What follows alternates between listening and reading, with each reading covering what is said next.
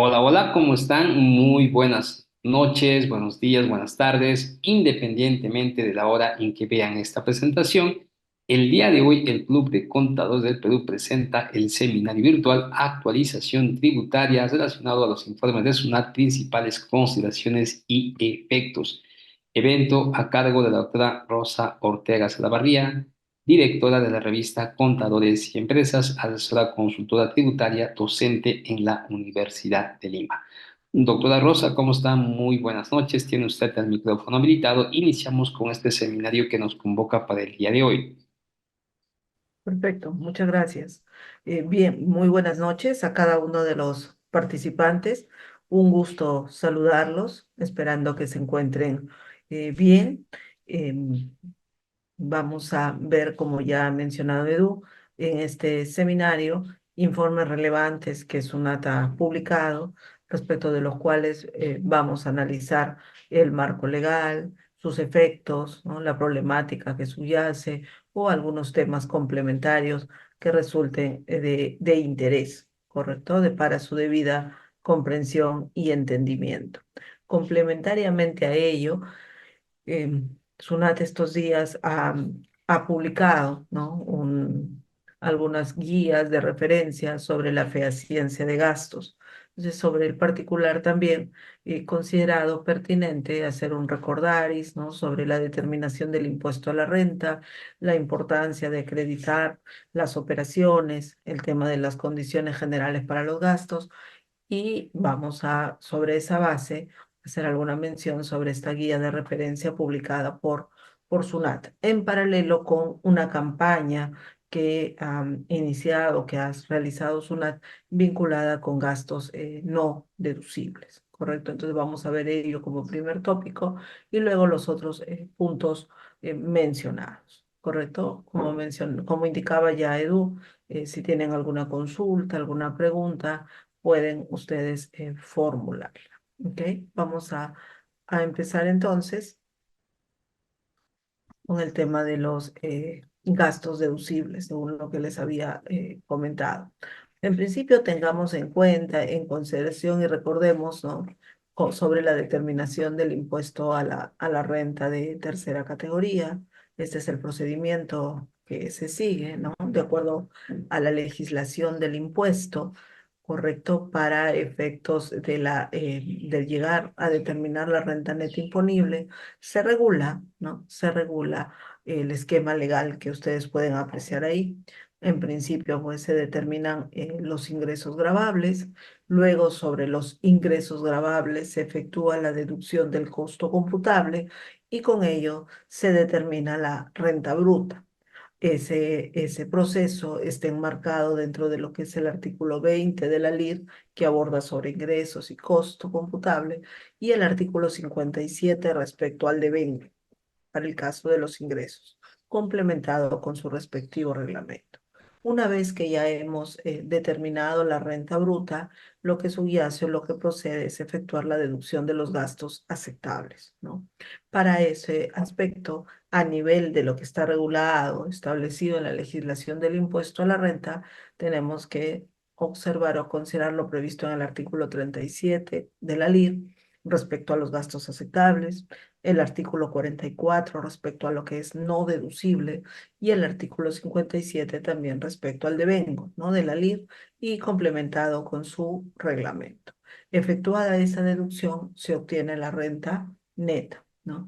Luego podemos ver que hay un tratamiento siempre específico, diferenciado o distinto respecto a lo que es la diferencia de cambio computable, que puede ser positiva o negativa, ¿no? Y ello se regula también en el artículo 61 de la LIR y su reglamento. Una vez que hemos determinado la renta neta, lo que procede, si corresponde, es efectuar la deducción de las pérdidas tributarias, ¿no? La compensación de pérdidas tributarias. Sobre ello también, justamente el día de hoy vamos a brindar algunos alcances, algunas consideraciones importantes a observar, teniendo en consideración un informe de SUNAT publicado. Realizado este proceso, se obtiene pues la renta neta imponible y con ello se calcula el impuesto a la renta.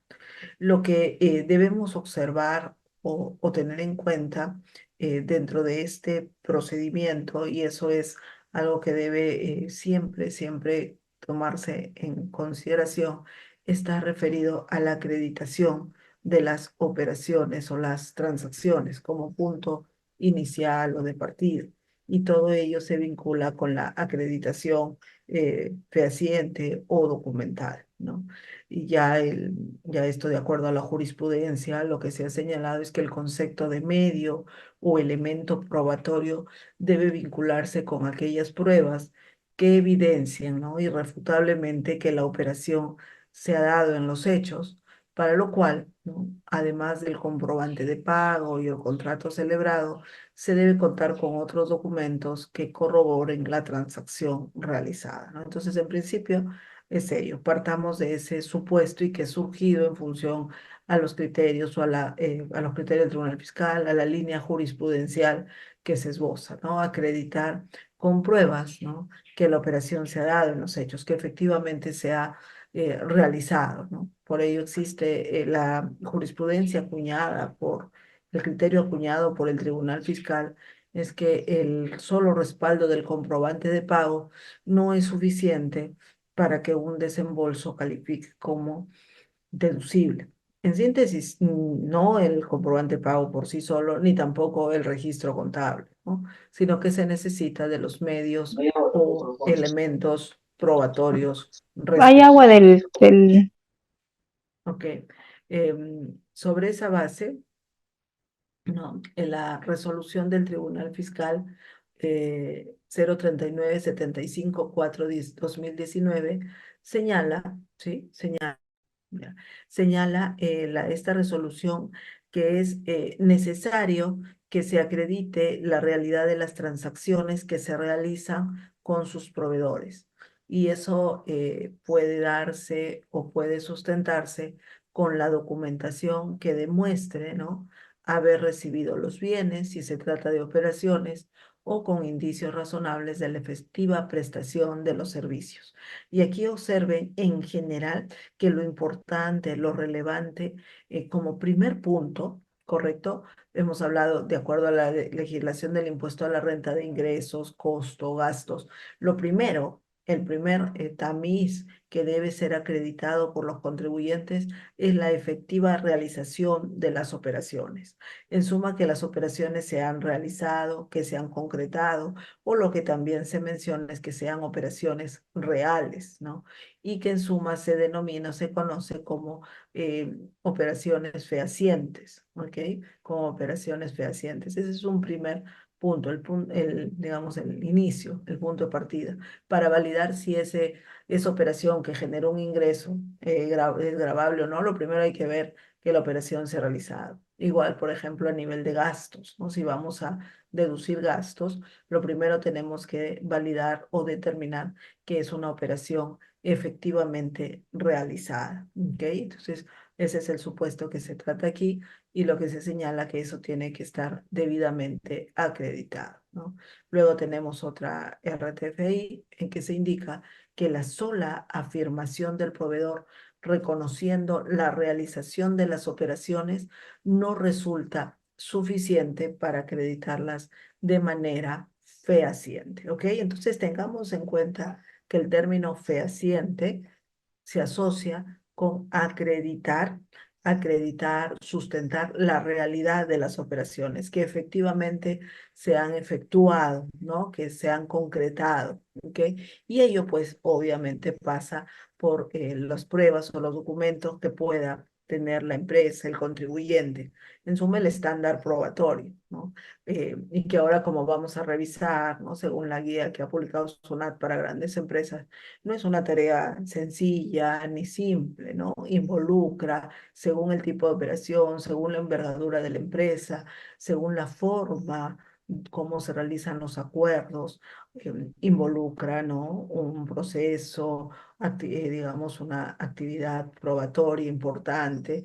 Yo diría que quizás hasta implementar políticas de control documentario, ¿no?, de cara, pues, finalmente a evitar reparos, ¿no? Pero sí, hay casos en los cuales, según el tipo de transacciones, A veces contar con esos documentos sustentatorios no es una tarea sencilla, ¿no? No es una tarea sencilla, puede resultar incluso complejo, ¿ok? Em, Sobre esta base, sobre lo que estamos señalando, aquí también tenemos otra jurisprudencia del tribunal. Perdón, hay una mano levantada, creo. Fanny Soto, Edu, ¿me confirmas? Sí, doctora.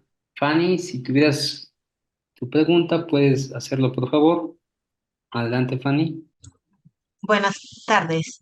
Doctora, sobre el tema de la Buenas tardes. fehaciencia, la ley dice exactamente qué documentos tienen que exhibirse para que la fehaciencia em, sea válida. O sea, me explico. No, O sea, la no. SUNAT, por ejemplo, en una fiscalización nos pidió, ¿no? La documentación de cierta muestra que nos envió y por las facturas de compra, pues se manda el medio de pago bancarizado, la constancia de tracción, obviamente la factura. Y en algunos las reparó porque no tenía guía de remisión, ¿no? Ujú, La verdad que el cliente no las había archivado, no las tenía, pero, o sea, reparó simplemente porque decía, no, la guía también tenía que estar. Entonces, ujú. yo en la ley, yo no No, menciona, ¿no? Menciona que ni la guía sujeta siquiera, sí. calzado, pero No, a que ver. sea necesario, o sea, ¿puede la SUNAT llegar a esos límites para ellos si no tiene guía reparar el gasto? Sí, hay que ver cada caso en particular, ¿ok? Hay que ver cada supuesto en particular. Esto no está regulado en la ley, ¿ok? Además, como les decía, es un tema también entre lo que se ha acuñado en la jurisprudencia, según la casuística que se puede haber generado. Es más, no va a encontrar usted que se indique propiamente en la ley del impuesto a la renta, por ejemplo, sobre la fehaciencia. Lo que se parte del supuesto es que para validar, por ejemplo, que un gasto es deducible, lo primero hay que acreditar que efectivamente se ha realizado, pero no es algo que esté regulado, menos los documentos, porque eso depende de cada supuesto, de cada tipo, ¿no? de operación que se realice. Luego vamos a tocar el tema de guías, también sobre algunos tópicos, vamos a ver si acreditan o no. Ahora, que por el solo hecho de que falte la guía pueda decirse que la operación no se ha realizado, propiamente así de extremo no debería ser, pero habrá que ver el caso en particular, qué documentos ha presentado el contribuyente para acreditar la realidad. Lo que sí le podría yo señalar por lo que ha mencionado es que de acuerdo a la casuística jurisprudencial, si solo muestra, por ejemplo, el comprobante de pago, el medio de pago y la constancia de detracción, la línea jurisprudencial es que esos documentos por sí solos no acreditan que se ha realizado la operación, ¿no? Entonces, ahí hay que tener cuidado. Habrá que ver en el caso por qué se exigía la guía. Vamos a revisar también casuística ahora y cuando toquemos guías, ¿no? Pero, por ejemplo, voy a ir a un caso extremo, ¿no? Si la operación es el servicio que le presta un transportista por trasladar su mercadería, ¿ok? Y usted tiene una factura por servicio de transporte de mercadería y usted muestra la factura, muestra el depósito de la detracción, pero no muestra la guía del transportista. Por ello, ahí puede SUNAT establecer que los medios o elementos probatorios no son suficientes o no causan certeza, porque si estamos hablando de contratar a un transportista, pues tendría que haber emitido la guía. Le pongo un supuesto, ¿no? Como le digo, hay que ver el caso en particular, pero ese podría ser, por ejemplo, un caso en el cual no hay certeza de la operación realizada, considerando que debió sí emitirse una guía en ese supuesto. ¿Ok? Ok, gracias. Perfecto. Bien, avanzamos entonces. Aquí es justamente y a raíz de la pregunta también, ahí el tribunal, por ejemplo, señala que el recurrente no cumplió con presentar medios que acrediten la efectiva realización de las operaciones que se describen en los comprobantes de pago, ¿no? Cómo pudieron ser. Y ahí nos da algunas ideas, algunos tips de qué documentos serían, ¿no? Proformas, órdenes o guías de pedido, contratos, comunicaciones comerciales, guías de remisión que demuestren el traslado de los bienes desde local de proveedor hacia su local, las partes del almacén que demuestren el ingreso de los bienes, ¿no? Entre otra documentación pues que permita o que nos permita o que coadyuve con la acreditación de la realización de las operaciones, ¿no? Como vemos, esto, como les digo, ya son temas que surgen de la casuística jurisprudencial que nos permiten apreciar o definir lineamientos a observar, ¿no? Ahí también tenemos otra resolución en la que se precisa que si un reparo se origina, ¿no?, en el hecho que un contribuyente no acredita la realidad de las operaciones, es el contribuyente, valga la redundancia, quien debe efectuar la carga de la prueba, no la administración, ¿no? No la administración, ¿correcto? Sino el contribuyente quien debe acreditar que esa operación efectivamente se ha realizado, ¿no? Y luego ahí se señala que si el contribuyente no sustentó las operaciones, no ha aportado los elementos de prueba, ¿no?, para determinar en forma razonable, suficiente, ¿no?, que efectivamente corresponde a operaciones que se han realizado o reales. Y eso es fundamental. Y esto incido porque en la práctica empresarial es donde se ve en las fiscalizaciones los principales problemas que pueden tener las empresas, ¿no?, sobre los elementos probatorios, la prueba, la acreditación, que efectivamente las operaciones se han realizado, se han concretado. ¿Ok?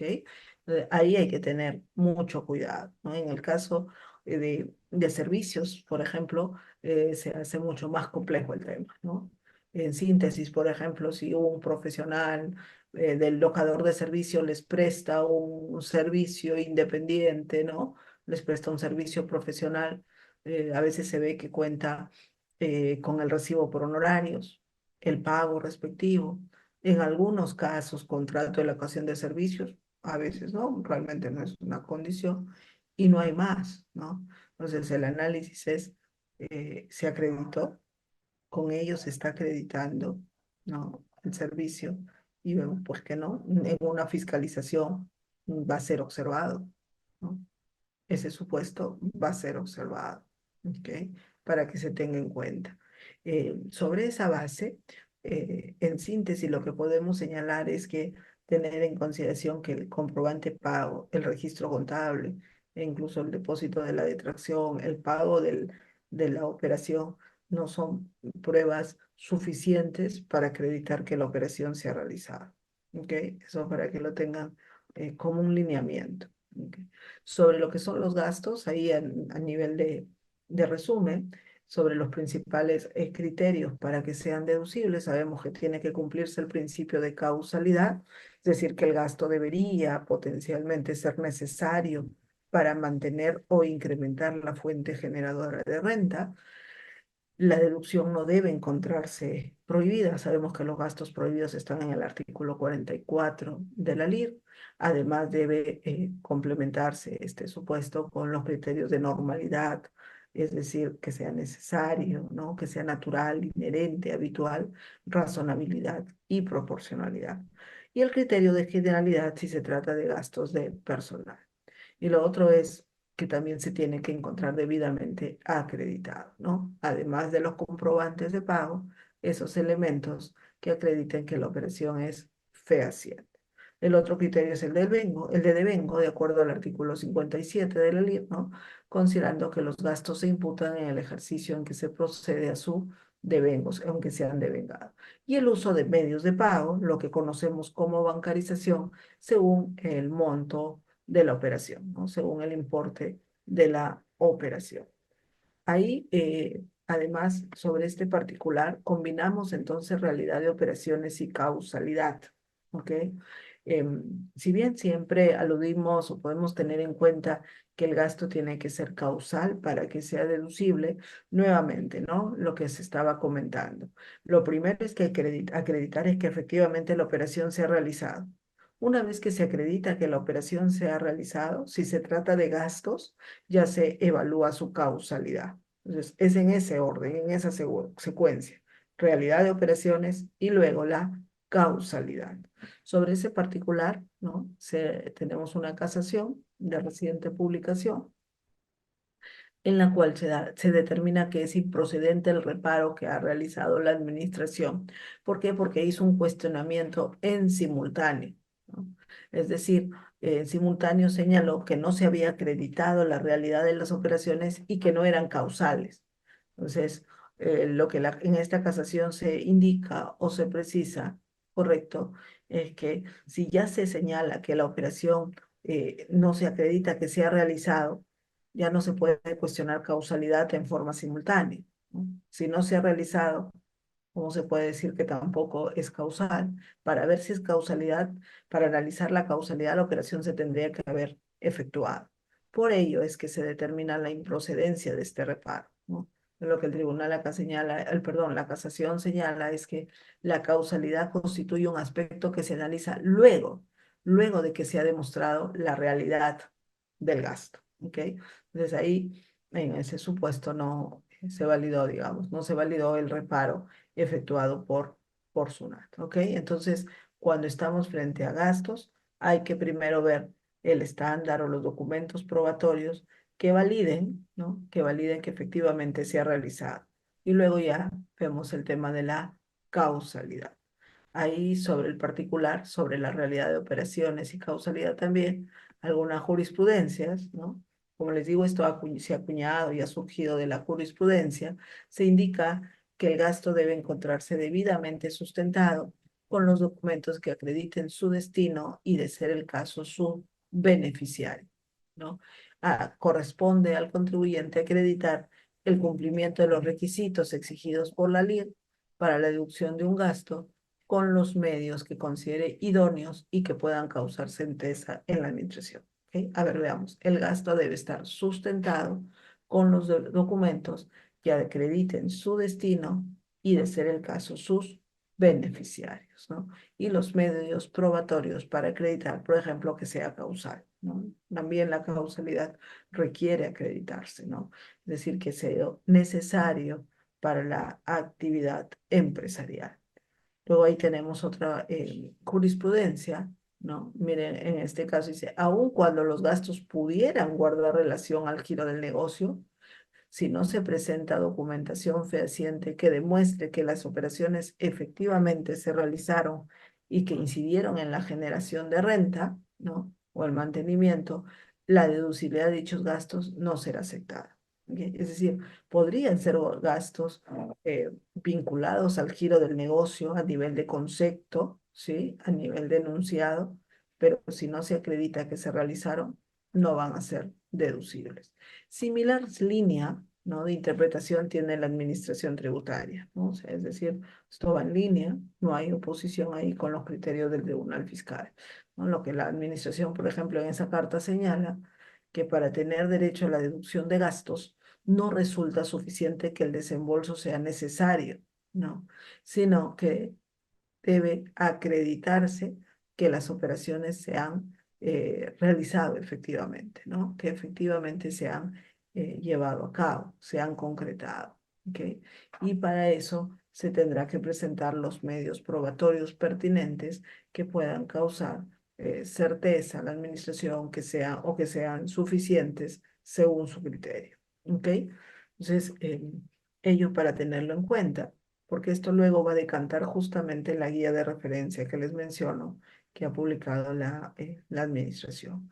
Entonces, sobre este supuesto, recuerden, primero realidad de operaciones y luego causalidad. Y ahora les comparto algunos tips de esta guía de referencia de SUNAT, es sobre la fehaciencia de los gastos, ¿ya? Es decir, qué es lo que va, esa guía, qué es lo que da luces sobre los documentos probatorios que se deberían presentar o tener en cuenta para acreditar la realidad.